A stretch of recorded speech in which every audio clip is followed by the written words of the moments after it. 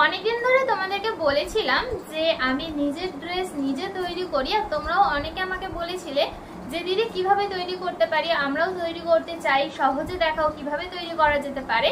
সেই জন্যই আজকের ভিডিওতে বলছি একদম গ্যারান্টি সহকারে এই ধরনের ইঞ্চি টেপ আমরা একদমই ব্যবহার করব না। নরমাল এই জাতীয় স্কেল বা যে কোনো স্কেল এবং এই কাঁচির সাহায্যে কিন্তু আমরা ড্রেস তৈরির কাপড় কাট করতে পারি। তো আজকে আমরা চুড়িদারের পিস কেটে তোমাদেরকে দেখাবো।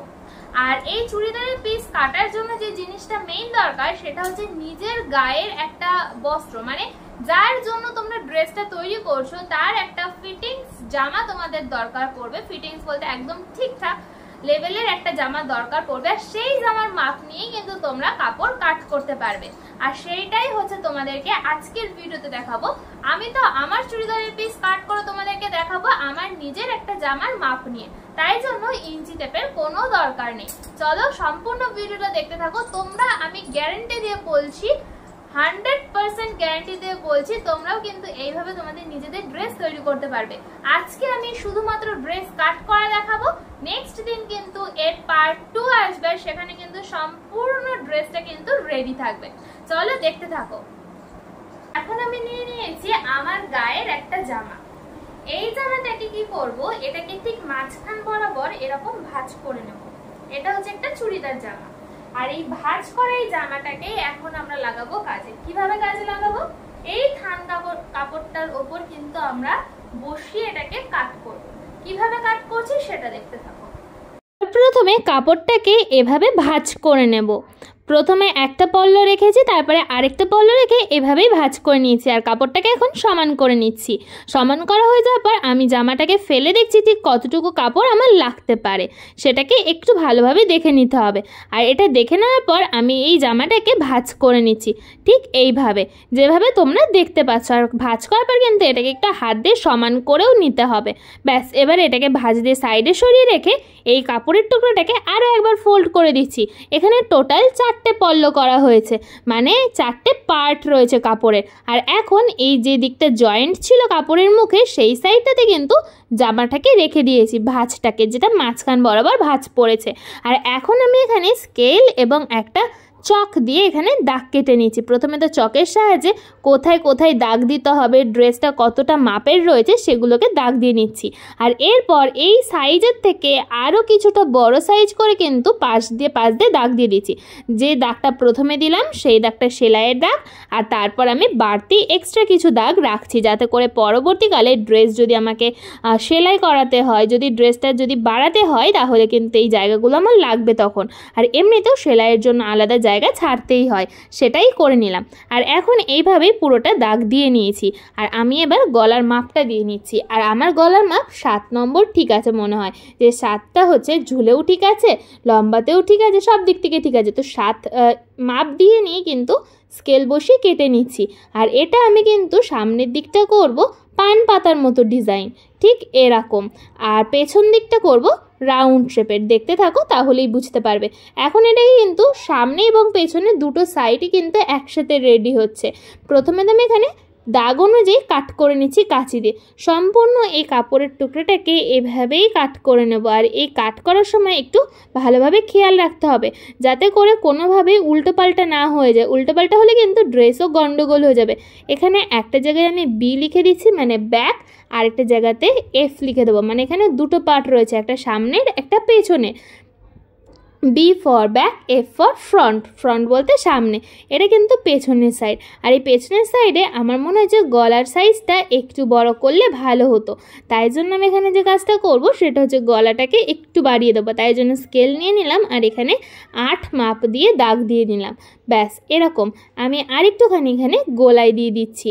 গোল করা হয়ে গেছে, এবার এটাকে কাট করে নেব। কাট করে এই কাপড়ের টুকরোটা কিন্তু আমাকে আলাদাভাবে লেচিও কাটতে হবে, যাতে করে গলার পট্টিটাকে জয়েন্ট দিতে পারি। সামনে এবং পেছনে দুটো গলারই কিন্তু সেমভাবেই হবে। ব্যাস, আমি এখানে বি লিখেছি সেটা একটু দেখানোর চেষ্টা করলাম। এবার এটা কাটা হয়ে গেছে, এটাকে সাইডে সরিয়ে রাখি এবং সামনের পার্টটাকে নিয়ে আসছি।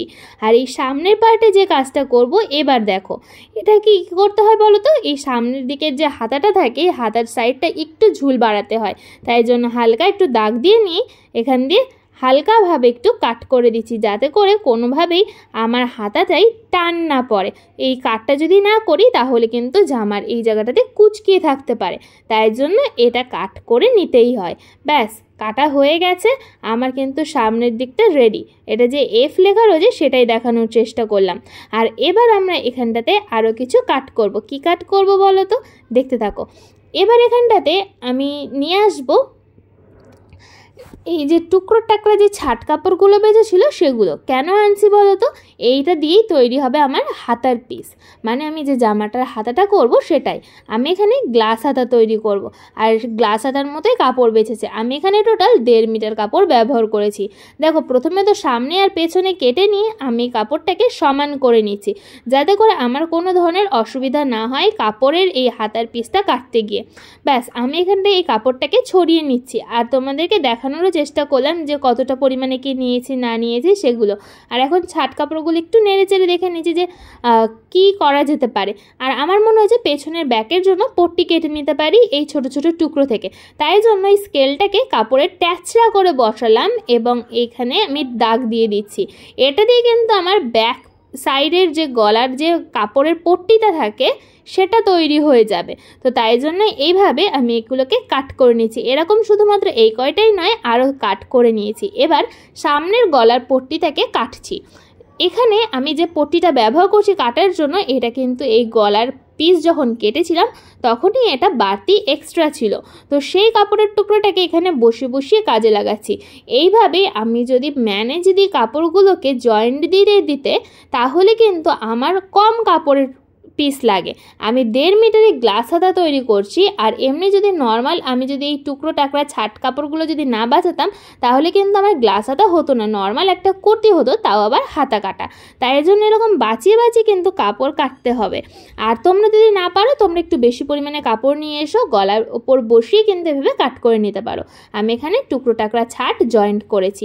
ব্যাস, এইভাবেই আমি কিন্তু গলাটাকে কেটে নিয়েছি। আর কাটা হয়ে গেছে, এখন গলার সাইডটা একটু ফিনিশিং দিয়ে নিচ্ছি। ব্যাস, আমার কিন্তু গলার পট্টি কাটা কমপ্লিট।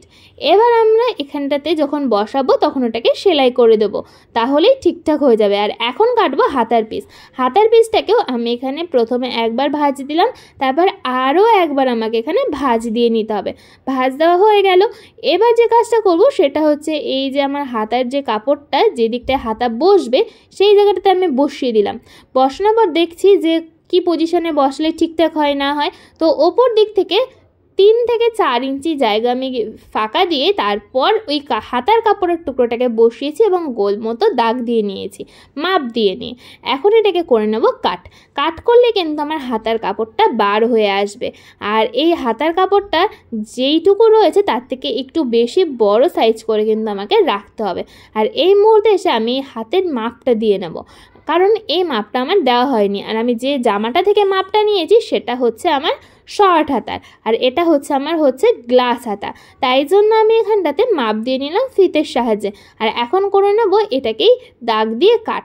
ব্যাস, প্রথম যে দাগটা দিলাম সেটা হচ্ছে সেলাইয়ের দাগ, দ্বিতীয় যে দাগটা দিলাম সেটা হচ্ছে এক্সট্রা কাপড়, সেলাইয়ের পর যে এক্সট্রা কাপড়টা থাকে সেটাই। এইভাবেই কাট করা হয়ে গেল। নিচের দুটো দিক যাতে সমান থাকে, মানে সামনে এবং পেছনে দুটো, মানে হাতা তো হয় দুটো, সেই দুটো যাতে সমান থাকে তাই জন্য নিচের দিকে কাট করে নিলাম। ব্যাস, রেডি হয়ে গেল আমার কাপড় কাটা কমপ্লিট। কেমন হলো তোমরা অবশ্যই জানিও।